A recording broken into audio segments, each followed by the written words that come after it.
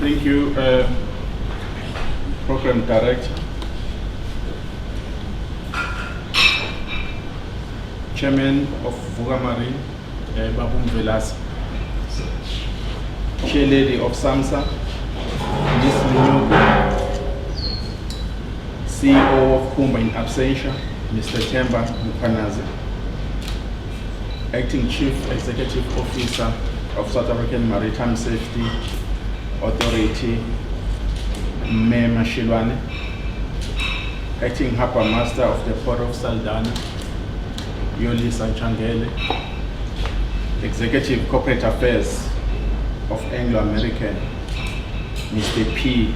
Ramchada, Executive officials from South African Maritime Safety Authority, TNPA employees, as well as Transnet Ports Terminal employees. Ladies and gentlemen, today is one of the most significant days of maritime South Africa.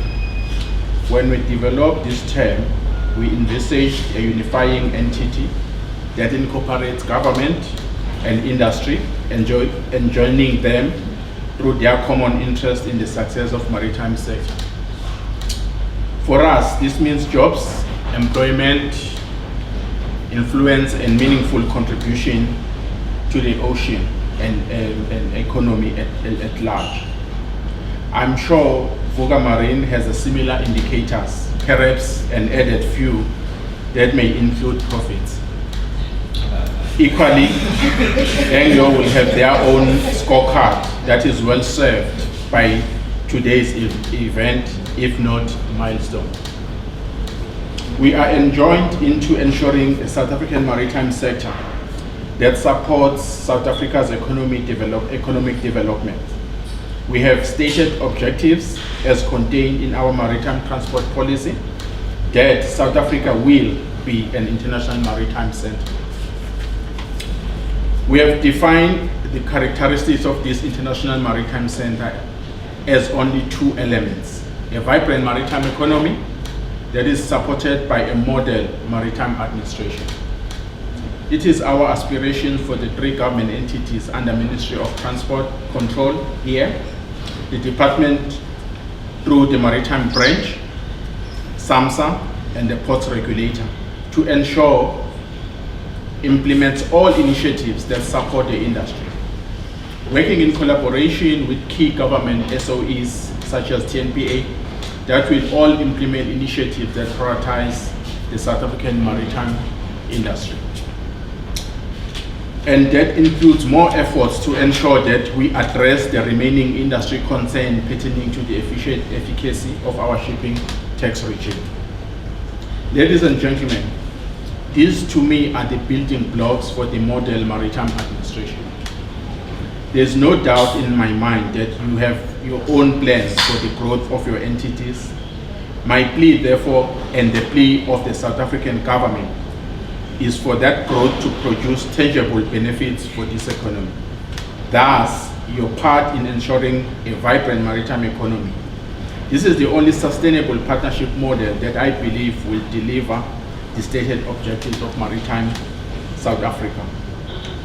I will not speak to the details, nor do I consider today for such purposes, save for an invitation for you to participate as the chair of the board said earlier on in the round table of shipping that the Ministry of Transport is planning for the Maritime Week, details of which we shall announce in due course. We are working on getting all the constituencies of this subsector ourselves, from government, including DTIC, Treasury, Mineral Resources, and public enterprises. We hope to bring together in both players, both from the cargo side, being the Mining Council and its members, and the shipping companies. It is my belief we have found a working model that we need to create more South African shipping companies to participate in this space. These numbers of jobs we are showcasing today can be multiplied many folds, and they will be. They are quality jobs whose multiplier effect is much higher than the norm.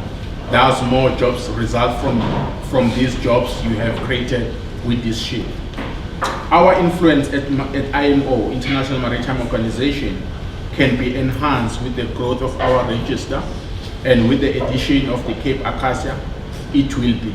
The recognition of countries at IMO comes via 3 ways: the amount of tonnage in the register, the amount of cargo the country owns, and the importance of the geographic positions the country occupies. We have the last two, and we need to grapple with the first one. Ladies and gentlemen, the other important discussion is that of climate sustainability.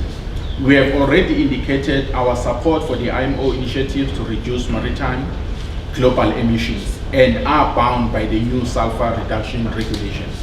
We are working at finalizing the enabling legislation to implement these initiatives. I'm told there is a discussion on the use of scrubbers, and our simple approach is to be on the right side of the climate discussions. These decisions are best taken in consultation with the local shipping players, and thus need to ensure more and more ships on our register.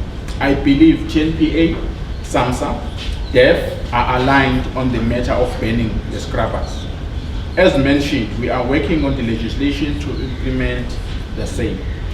Program Director, this was meant to be a very short address, but I'm sure you will agree with me that with all the work we are doing, even the shortest address must be comprehensive enough to demonstrate how serious we are about the maritime agenda. In closing, Program Director, I wish to paraphrase George Bernard Shaw in saying, people see things as they are and ask why. I imagine things as they could be and ask why not. Thank you, ladies and gentlemen.